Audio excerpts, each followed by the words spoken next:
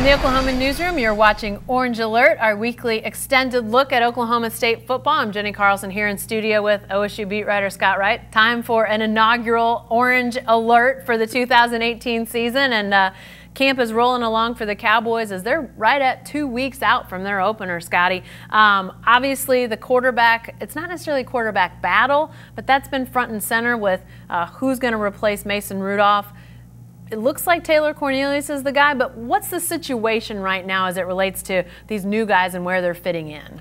You know, at this point, Mike Gundy hasn't come out and said Taylor Cornelius is our guy. Well, he did actually say he's our guy. He hasn't said he's our guy long term. Yeah. He says he's our guy through August. I think under kind of reading between the lines, he's the guy for the foreseeable future. If Taylor Cornelius is going to lose this job, it's going to happen in September or October with his performance on the field on Saturdays or an injury or something like that. The battle right now, and would be really fascinating, to actually watch a lot of practice and see how it's going, is for the backup quarterback job. I think that that's going to be really intriguing, not only to see who's excelling, who is picking up the offense fastest, also to kind of contemplate the redshirt possibilities with both Drew Brown, the graduate transfer from Hawaii, who still has a redshirt year available, and Spencer Sanders, the true freshman from Denton, Texas. Both of those guys, I think, are capable of being the number 2 guy. Both of those guys have a redshirt year available, and if you could keep them both around for 2019, it really helps your depth there. Helps to add to the competition next year, and is probably the best case scenario for this team.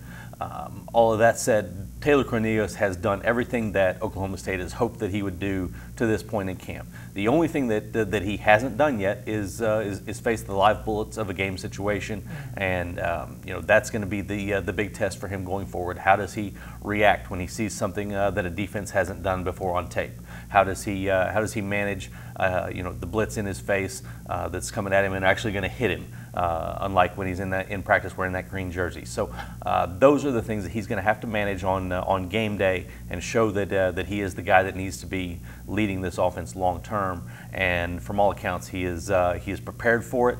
He's been in that quarterback room with Mason Rudolph and Mike Yurcich for 4 years, learning this offense. Mike Gundy said he's been impressed with what Drew Brown and Spencer Sanders have been able to absorb in such a short period of time, but those guys have had roughly 13 practices as of today. This is a guy who's been there for 4 years plus and is really put himself in perfect position to take this quarterback job and run with it. There are so many variables at play in this whole thing, Scott, because as you mentioned, both of your backup or potential backups are with a redshirt season. We've got this new redshirt rule where guys can play up to 4 games and still keep their redshirt. There's also the situation where Oklahoma State's starting with Missouri State and South Alabama before they face Boise State, a team that is going to be a challenge. Boise State ranked in the preseason. So you've got 2 games that you could pretty easily see Taylor Cornelius carrying the load and handing it off to basically anybody at quarterback because they're going to probably win by such a wide margin. So I'm wondering, how do these cards all fall? Do we see a Drew Brown or Spencer Sanders in one of those first 2 games? Do they just hold them out as long as they can? What's sort of the calculus here? There's so many moving parts in all of this. It absolutely is, because if you feel like one of those guys is your real number 2, you want to get him in some game action when you can.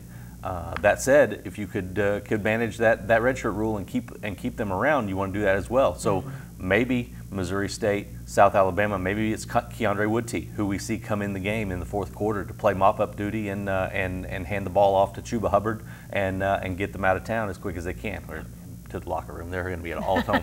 They're at home for a really long time early this season, which is another big factor for Taylor Cornelius, all those early home games. But I think there's a good chance that Keandre Woodtee could be a guy that they rely on to help them try to save these guys for further down the road.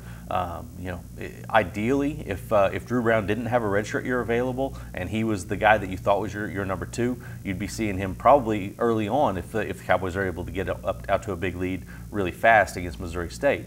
But I don't know that they're fully committed to burning that redshirt yet. So I think that Keandre Woodtee is going to get some action this year as a backup, maybe at Missouri State, South Alabama, maybe at Kansas, wherever it might come.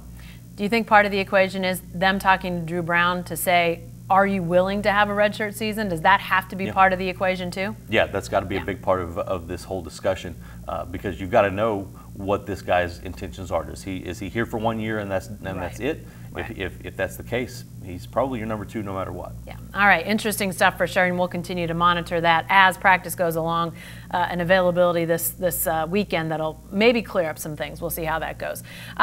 Scott, as camp has rolled along, we haven't, as you mentioned earlier, not gotten to see a ton of this with our own eyes, but you've talked to a lot of guys, got a lot of insight that way. Is there a player or a position group that throughout camp has been most impressive to folks who are watching practice?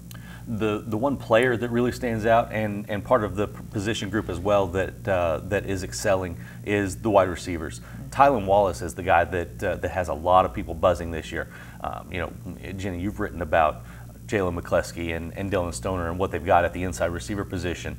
2 really talented guys who've played a lot of good football for them over the last couple of years. Tyron Johnson on the other outside position is a big play guy that they've just been waiting. He has been waiting for his chance to get out there and show what he can do.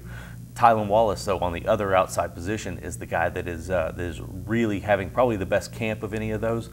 You know, from the outside, I keep getting asked this question when I go on, you know, radio shows from outside the state or whatever it might be. You know, how are they going to replace James Washington and Marcel Aitman and Chris Lacey? That's not a big concern in Stillwater. They know that they're going to lose some production. Obviously, when you've got 2 guys that are going around doing what they're doing in the NFL right now and put up all the numbers that they did, especially last season, yes, the production is going to drop off from those 2 positions. But as a group, they feel like they've really filled those voids and are moving in a really good direction as far as what they can do. And Tylan Wallace stepping up is a big reason for that. Still going to be some other guys that mix in because they don't have any height in those 4 guys that I've talked about. All of them 6'1" or under. So guys like Patrick McCaughan, L.C. Greenwood, even Braden Johnson are going to have to get involved and do some other things to help them give some different looks to defenses, things like that. But as a group, the wide receiver is not a position of concern despite losing what they lost. My only concern is trying to figure out which one's Tylan and which one's Trayson.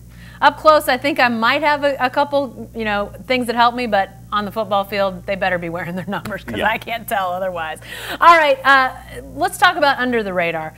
Talking about guys, as we just were, that are making a splash. But is there a guy that maybe nobody outside the walls of Oklahoma State football is talking about, but that could have a really big impact on what the Cowboys do this year? He is, and he's a guy who the first time I met, we were right in this room. Malcolm Rodriguez from Wagner, who was an all-state guy back when I was covering high school sports, you know, a multi-sport athlete. He was a state champion wrestler, a really good pitcher for the baseball team. He was a quarterback that led Wagner to 3 state championships in football.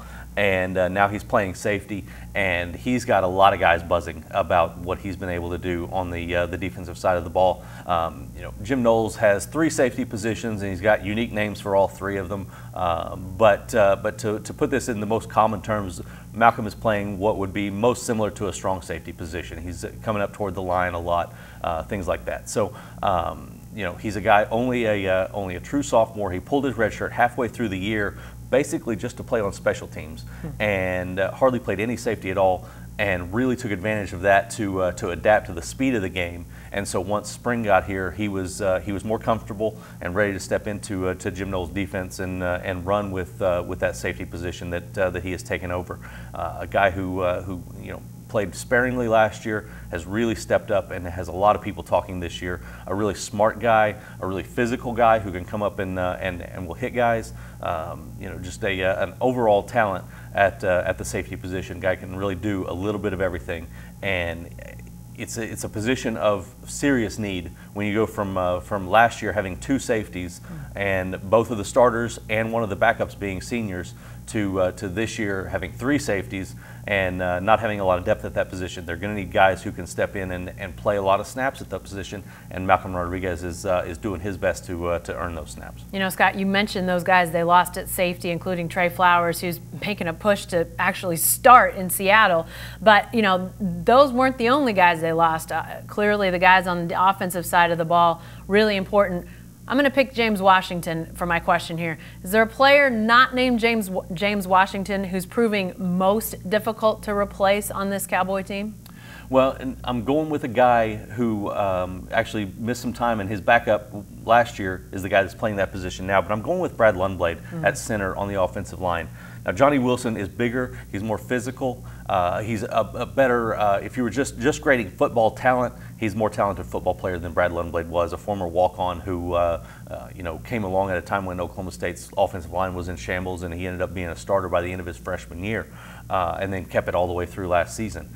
But he was also a borderline genius. The guy was incredibly smart, not just in football, but off the field as well. And his knowledge of the position and what was required of the position, and how quickly he could make calls and get guys into the proper alignment and get them ready for what was coming, is really going to be missed. It's going to take some time for Johnny Wilson to get to that type of level.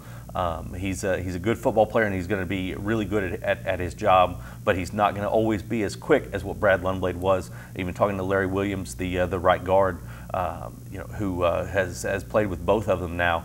He said that's the thing, is that there are times when he's kind of encouraging Johnny to get the call out a little bit quicker so that they can be more prepared for a blitz that might be coming or whatever they might be seeing up there. So that's going to be a really crucial position for them to replace. They like what Johnny can do in that spot, but he's going to have to be the glue that holds this offensive line together. Mike Gundy keeps talking up this offensive line, saying by October 1st he thinks that they're going to be better than they were a year ago. That's the kind of thing that is crucial to Mike Gundy's statement coming true, is that a guy like Johnny Wilson has to really gel with that group, and they have to know what's coming from him as far as calls and understanding how quickly he's reading defenses and seeing what he sees out there. It's also interesting how consistent Brad Lundblade was. It also bled down to depth, because they had that automatic starter. Even though they tried to figure out a way to have somebody else start, it was Lundblade for those 4 years, and they always had that backup. Now they're trying to figure out who that guy is too, a little bit, right? They really are, and that's one of the difficulties is, with a guy like Lundblade last year, they could let him take some time off, and they could circulate somebody else in as a first teamer to get them some of that action. Right now, when you've got Johnny Wilson and a new quarterback behind him, you want them to become as familiar with each other as possible. They've got to be on the same wavelength as well. You want to make sure that they're comfortable with everything that they're doing between Johnny Wilson and Taylor Cornelius. So you don't want to share a lot of the first team snaps and take away from what Johnny Wilson is doing out there. So then that puts you in a little bit of a bind trying to figure out who the number 2 guy is going to be. There are a lot of guys that it could be right now. I think Rye Schneider, a walk-on from Minko, is the guy that's leading the charge there. That said, if Johnny Wilson was to go down in Week 3 against Boise State, I think that you would probably see Marcus Keys shift over from left guard to center. They bring in Deontay Noel at left guard. They've got a lot of moving pieces and things that they can do in that type of way. So, but yeah, one of the biggest position battles of the entire camp for Josh Henson on the offensive line is figuring out who his backup center is going to be. All right, we've officially talked more about the offensive line and the center position than we'll talk all year. No, I'm kidding. We may talk more. You just never know. You never know what's going to happen here on Orange Alert, so be sure to stay with the best coverage team anywhere at newsok.com and every day in the Oklahoman.